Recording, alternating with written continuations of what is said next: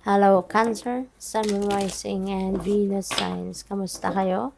Sana po'y nasa mabuti kayong kalagayan. Welcome back po sa Star Tarot. At kung bago kayo dito, welcome din po kayo. Please subscribe, like, share my videos, and leave me a comment kung nakaresonate kayo. Thank you. So, tignan natin kung ano yung mga messages ni Cancer. We have the Knight of Cups. So Cancer, maybe parang ano kayo ngayon, you are focusing more on your spirituality. Maybe you have a deeper understanding now of who you are, of what you are, who you have become, 'di ba? Mas malalim na siguro ngayon ang pagkakakilala mo sa sarili mo, you know? At maaari din na you are going to build a stronger connection sa ngayon with God, with your angels, with your spirit guides, no? With the divine, with the rest of your spirit team. So, what else? We have Six of Swords. So, this is good kasi moving on na kayo, moving forward na.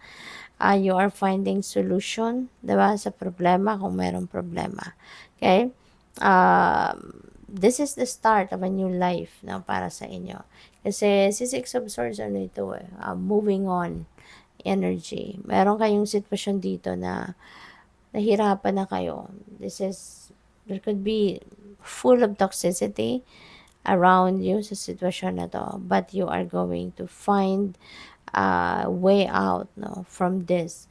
Magkakaroon na kayo ng understanding, deeper understanding sa ngayon na if you are going to stay longer dito sa sitwasyon na to, baka mas lalo lang kayong mahirapan, baka mas lalo lang maapektuhan din yung mental health ninyo, yung ganon. Kaya, maglalakas ng loob kayo rito, no, na mag-move on na from this situation.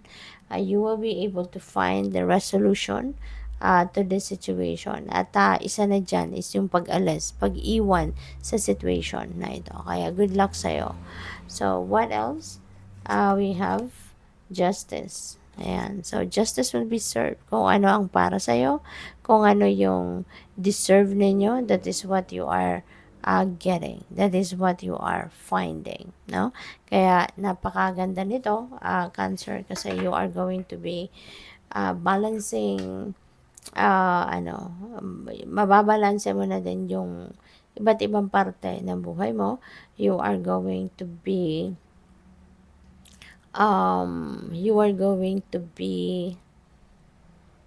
looking into fixing everything as well, no, na sa tingin ninyo hindi maayos, no? So kaya unti-unti magiging parang ire-repair, no? There could be some kind of repair, no, na mangyayari dito sa buhay ninyo. At maganda yan kasi mababalik mo na din sa ayos ang lahat. Alright? So, ano mang sitwasyon yan sa buhay ninyo. So, tignan natin kung ano pa yung mga messages para kay Cancer.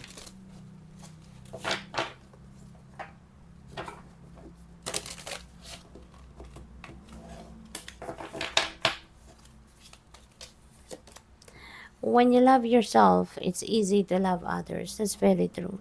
Diba? Kasi if you don't know how to love yourself, mahirap. Papaano din kayo, papaano ninyo matututunan mahalin ng ibang tao. Diba?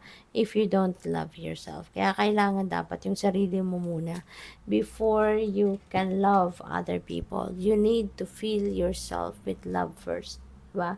Kailangan love-filled muna kayo, yung sarili ninyo. Para nang sa gayon, maano ninyo yung matutunan ninyong mahalin ang ibang tao.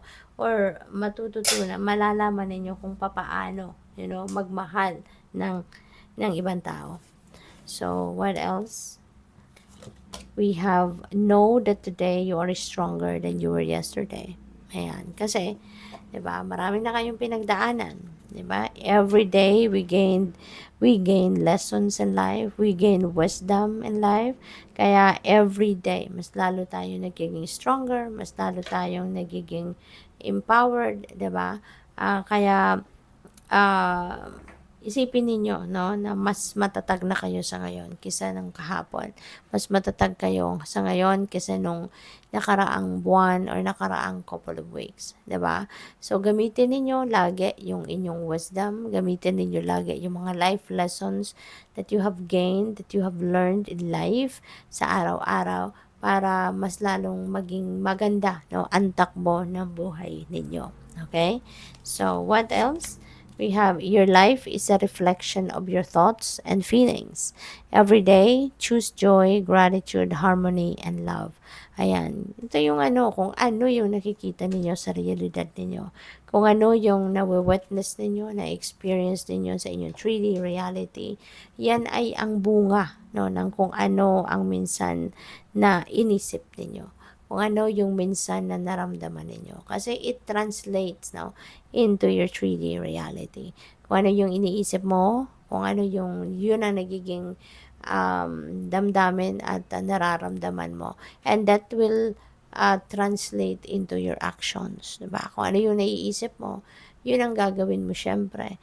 At kung ano yung resulta ng mga ginagawa ninyo, yun ang makikita mo sa 3D reality mo. Yun ang mangyayari sa inyong 3D reality. Kaya always be aware of your thoughts, of your feelings and emotions. Okay? So always choose maging masaya ka, no? Mapagpasalamat ka, 'di ba? Mapagmahal ka para nang sa ganon. Yun din ang makikita mo sa realidad mo, yun din ang dadating sa iyo. Okay? Good luck sa iyo. Thank you for watching. Love and light. Namaste.